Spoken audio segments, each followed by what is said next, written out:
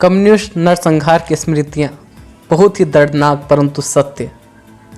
चित्र में आपको बहुत विभत्स और अप्रिय लग रही होगी, लेकिन ये सच कड़वा होता है। और यह सच कड़वा होता है, इसीलिए मैंने आपके सामने यह चित्र जो लिया गया है वो कंबोडिया के एक संग्रहालय म्यूजियम का है। चीन के माओ के ग्रेट लीप के नाम पर 2 करोड़ से अधिक चीनियों का नरसंहार हो या स्टालिन का रूसी नरसंहार, कम्युनिस्ट का इतिहास ही नरसंहारों से भरा पड़ा है। दुनिया के इतिहास में बेइंतहा जुल्म की दास्तानों में से एक कंबोडिया की धरती पर लिखी गई थी। सिर्फ 5 वर्ष में 30 लाख से ज़्यादा लोगों की मौत के घाट किस तरह उतारा गया, इसकी कहानी जेनोसाइड म्यूजियम, नरसंहार संग्रहालय इसको हिंदी में बोलते हैं, में आज भी दर्ज है। कंबोडिया के तत्कालीन राजा नोरोडोम सिहानुक को उपदेशत कर खमेर रूज के माओवादी नेता पोल पोट ने सन 1975 में सत्ता हथियाई थी। अगले 5 साल तक पोल पोट ने इतने जुल्म ढाए कि इंसानियत कांप उठी। विरोधियों का दमन करने के लिए यातना शिविर और जेलें बनाई गई है। एक जेल हाई स्कूल में बनाई गई, जहां अब जेनोसाइड म्यूजियम बना दिया गया है। मानव खोपड़ियों का मीनार, लगभग 5000 से अधिक मानव खोपड़ी शीशे की एक टावर में रखी है। यह उन अभागे कंबोडियंस का सर है जिसे पोल पोट की कम्युनिस्ट सरकार ने 1975 से 1989 के बीच यहाँ लाकर हत्या कर दी। इस कट्टर माओवादी समूह ने 1975 से कंबोडिया का नियंत्रण अपने हाथ में ले लिया था। इस शासनकाल के दौरान अत्यधिक काम, भूखमरी और बड़े पैमाने पर लोगों को फांसी देने के चलते करीब 20 लाख लोगों की मौत हो गई थी। उन्होंने अपने नागरिकों को दुनिया से अलग थलग कर दिया और शहर खाली कराने शुरू कर दिए।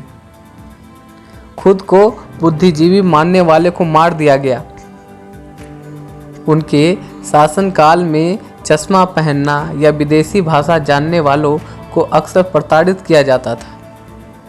मध्य वर्ग के लाखों पढ़े लिखे लोगों को विशेष केंद्रों पर प्रताड़ित किया गया और मौत की सजा दी गई। इसमें सबसे कुख्यात थी नामपेह की S21 जेल, जहां खमेर रूज के 4 साल के शासन के दौरान 17,000 महिलाओं, पुरुषों और बच्चों को कैद रखा गया था।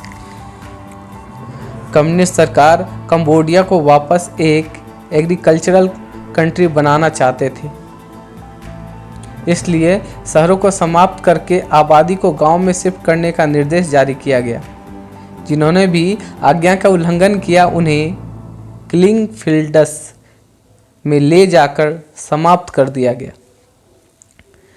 जिस स्थान पर यह म्यूजियम है वहां 30,000 से अधिक लोगों की हत्या हुई, जिसमें अधिकतर लोगों की हत्या गोली मारकर नहीं की गई, बल्कि कुदाल से उनके सिर के पीछे चोट मारकर अधमरा कर दिया गया। फिर उन्हें जीते जी गड्ढों में दफना दिया गया।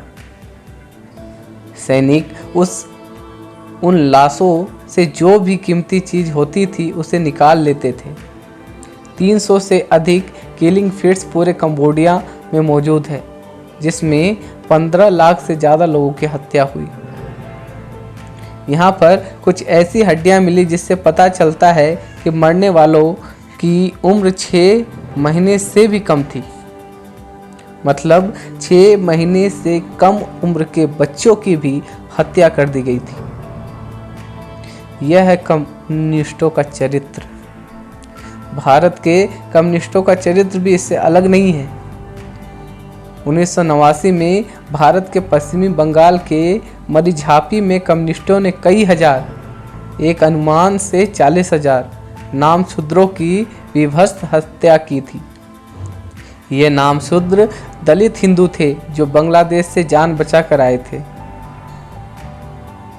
ये कभी जोगेंद्र मंडल के बहकावे में आकर पाकिस्तान यानी बांग्लादेश में रुक गए थे। ऐसी है यह सच्चाई, बहुत ही दर्दनाक है। हम कभी सोच भी नहीं सकते कि ये कम्युनिस्ट ऐसे कुकर्म पर उतर आएंगे। इनका इतिहास इसी कुकर्मों से भरा हुआ है।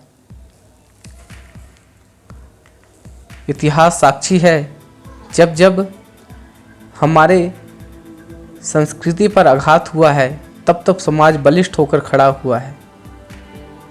इन कम्युनिस्टों को उनकी जड़ें खोदनी पड़ेगी।